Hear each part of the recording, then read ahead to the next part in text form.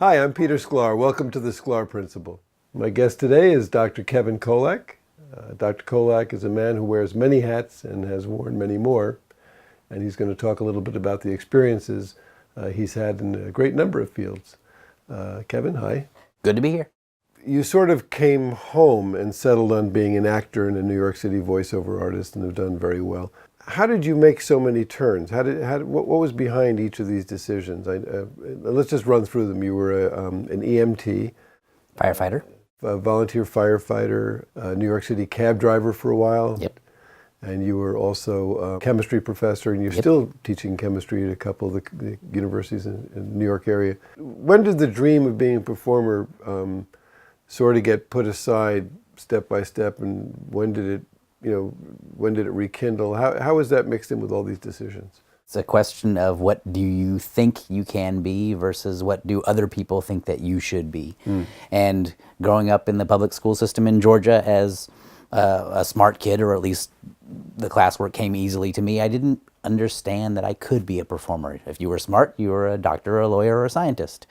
And so that was my path. I took college prep courses and I went to college, and I still didn't know what I wanted to do. So I took everything that I could in college and graduated from college and still didn't know what I wanted to do. So went to graduate school because I had gotten my BS in chemistry, my minor in Buddhism, and thought, well, let's go to grad school and get a PhD. And halfway through grad school, again, doing all of these different things that I wanted to do, I saw a little ad in the paper, interested in performing, come listen to this guy talk in Bedford, Indiana. And I met you there and thought, well, this resonates with me.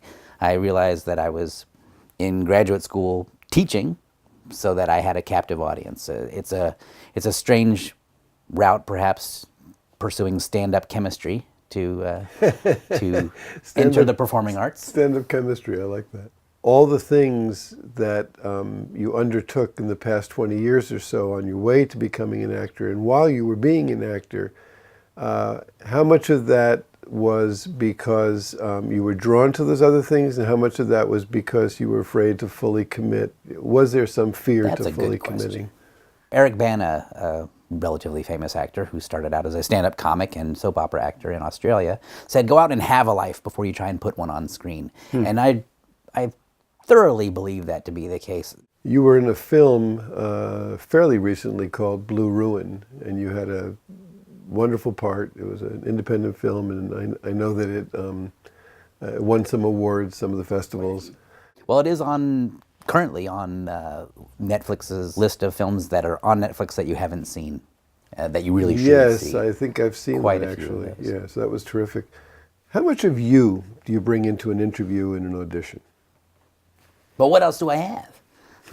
Well, technique, tricks, skill, clever things to say. But how much? Like all of it, it's bringing your experience to it so that what works for you.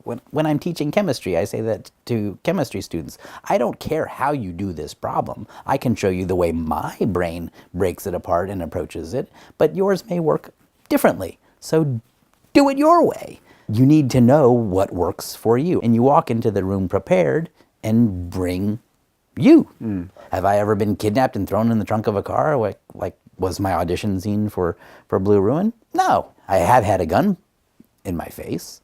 Was that part of my prep and recalling that incident while I was working on the script? Sure. Did I bring it into the audition room? No. But all these life experiences, the reason that you want to have a life before you put one on screen, color and add to it and allow you to bring something into your audition that they're maybe not expecting, that the 10 people before you didn't do, or the 10 people after you, in my case, since I was first in that audition.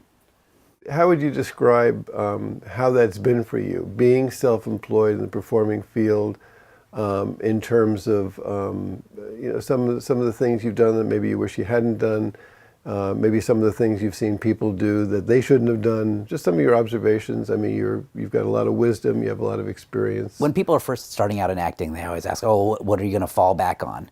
And the response to that is, don't have anything to fall back on, because if you do, you'll do it, because anything is easier than incessant rejection. Your job as a actor is to audition for free, and then every once in a while you finally get to work and have fun. Tell me about fear. I know actors are afraid. I know that people base a lot of decisions on fear, and they don't always make the best decisions because of that. What do you think about that? What have you noticed about that?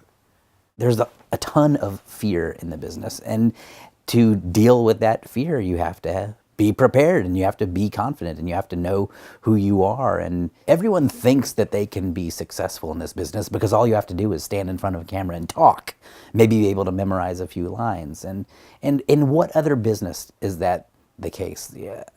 I remember very early in New York overhearing a conversation. An actor said that he'd done 3 student films and he thinks he was really ready for network leading roles. He was a chiropractor in his everyday life.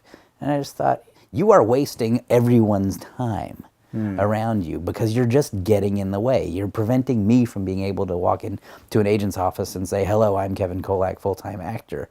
You know, I was reading the Hollywood Reporter at an audition, and another actor asked me what magazine I was reading, and I said the Hollywood Reporter, and he said, oh, well, what's that? That's the magazine that you read to find out what is happening in the business. Most embarrassing or difficult or troublesome situation that you've ever been into, you ever encountered?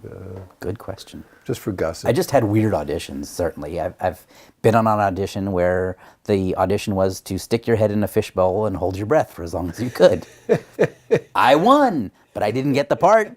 Kevin, I want to thank you. That was very helpful. I'm sure it's going to be very instructive for a lot of young people in a number of fields.